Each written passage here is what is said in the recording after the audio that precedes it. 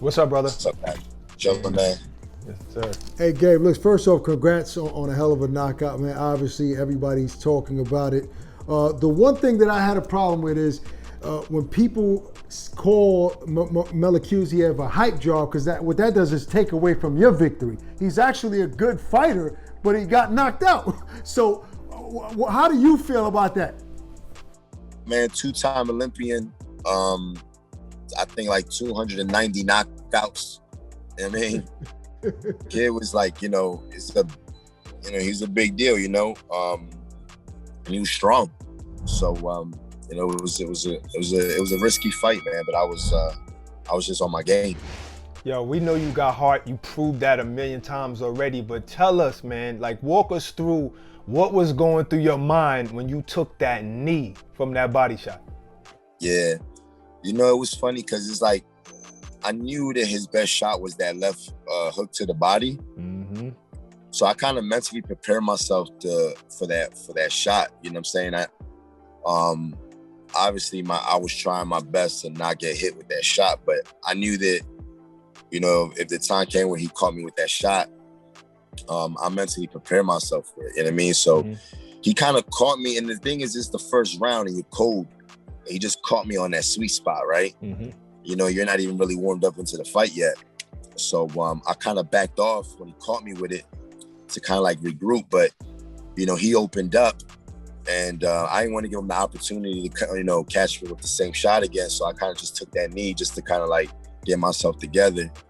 And I already knew that round was about to be done. It was going into, I knew it was already like, it was about to be like the 10 count, right? 10 seconds left in the round. So I kind of just said, all right, I'm going to regroup, go to my corner, and just come back stronger the next round. So at no point were you discouraged at all? Like, same thing, when you fought Barack, what's his name? Sulecki, even though you went down in that fight, you kind of always, you're never out of a fight, because obviously you pretty much won that fight, and a lot of people Kid Chocolate, Jay Leon Love. So what is it? What is it, Gabe, in that moment where you've been in wars, you've made your share of money, you got other things going on, right? At what point, like, do you say, "Damn, maybe I'm done with this boxing-ish," or put you over the edge and say, "Nah, I'm not done"? What is it that triggers that?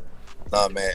Like he caught me with that shot, right? And I took the knee, but like in my mind, I'm thinking, yo, this is a 12-round fight. There's a lot left. So, I didn't like get discouraged. It was just more like a play call, right? Like when a ref called timeout, right?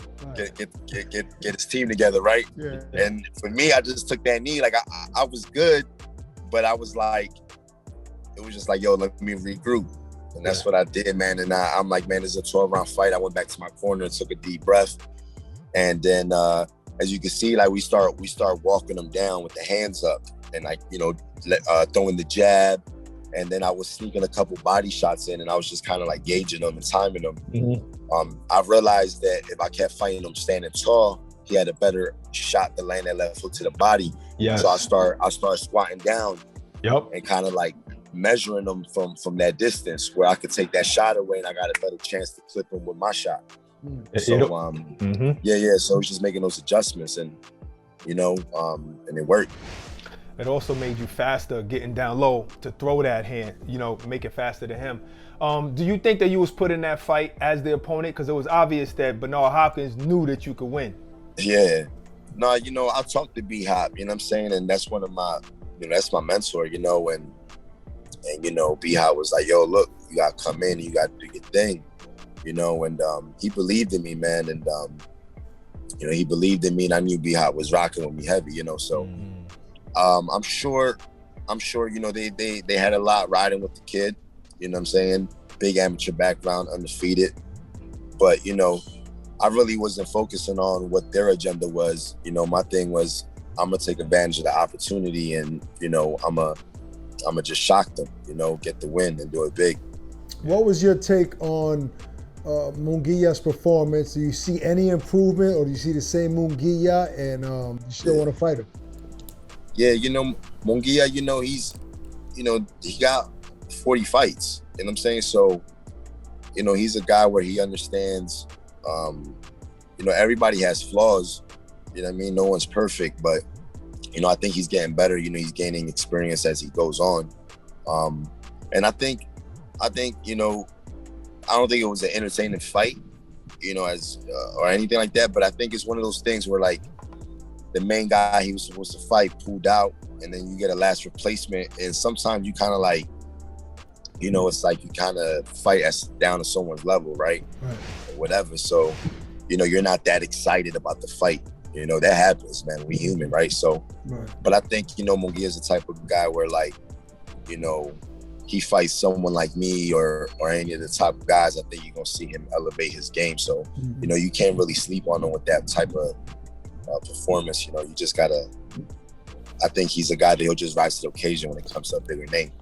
Absolutely. That's what good fighters usually do anyway. But you know what I was wondering?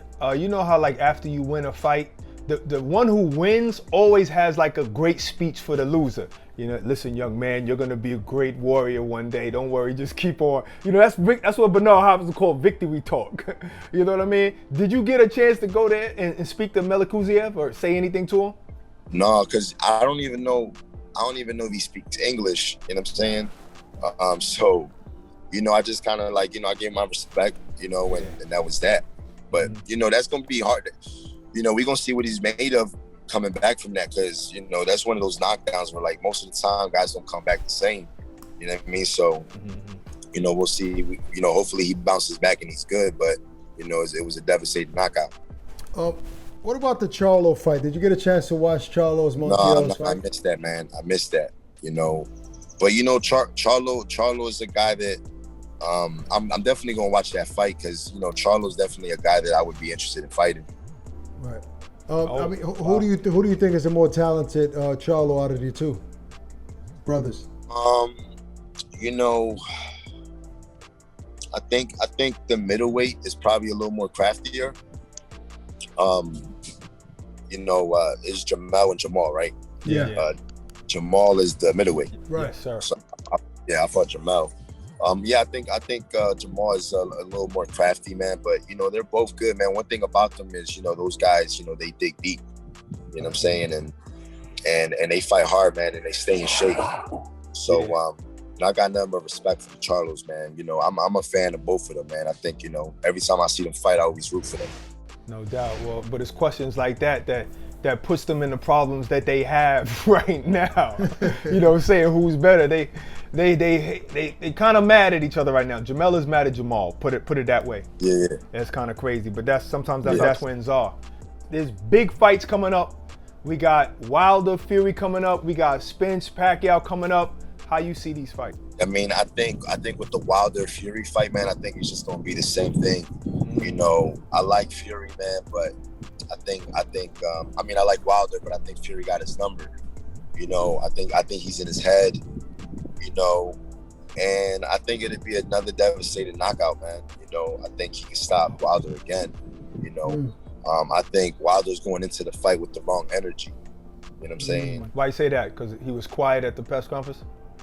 Oh, man, it's just like, you know, just blaming a lot of, just, you know, blaming and pointing fingers, and just like, you know, I think he just need to focus on, if he really want to get this win, man, just do the job. You know, just train and stop coming up with all these speculations of, you think this happened and this happened and this happened, and it's like, you know, it's kind of crazy, you know.